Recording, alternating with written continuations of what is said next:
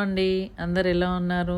మేమైతే బాగున్నాం. మీరు కూడా బాగుండాలని కోరుకుంటూ ఈరోజు వీడియో అయితే చింతపండు బెండకాయ చింతపండుతో బెండకాయ పులుసు అండి.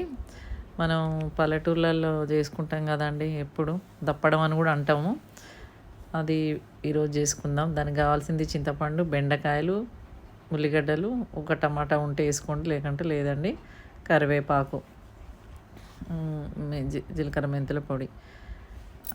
ఇప్పుడైతే ఉల్లిగడ్డలు కట్ చేసి తాలింపు అయితే వేసుకున్నా అండి. టమాటా కూడా వేసి పచ్చిమిర్చి వేసి వేసుకున్నాను. కొద్దిసేపు మగ్గిన తర్వాత బెండకాయలు వేసి కలుపుతున్నాను. ఈ బెండకాయలు కూడా కొంచెం లైట్గా మగ్గనివ్వాలి. సారీ అండి.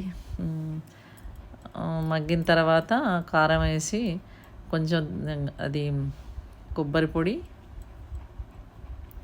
జీలకర్ర మెంతుల పొడి, గరం మసాలా అవి వేసి మసలనివ్వాలి అండి.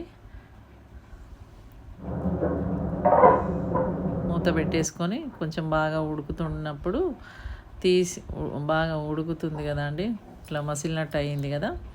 అయినప్పుడు ఇప్పుడు మనం కొంచెం శనగపిండి, బియ్యం పిండి వాటర్లో కలిపేసి కొంచెం పూసుకోవాలండి. అది ఎందుకంటే అది కొంచెం చారు చిక్కదనం కోసం, టేస్టీ కోసం బాగుంటుంది. అట్లా ట్రై చేసి చూడండి, మీరు కూడా బాగుంటుంది. బెండకాయ పులుసు అంటే మా సార్కి చాలా ఇష్టం అండి. దగ్గరికి అవుతుంది. ఇంకేం లేదండి, బౌల్లోకి తీసేసుకోవడమే.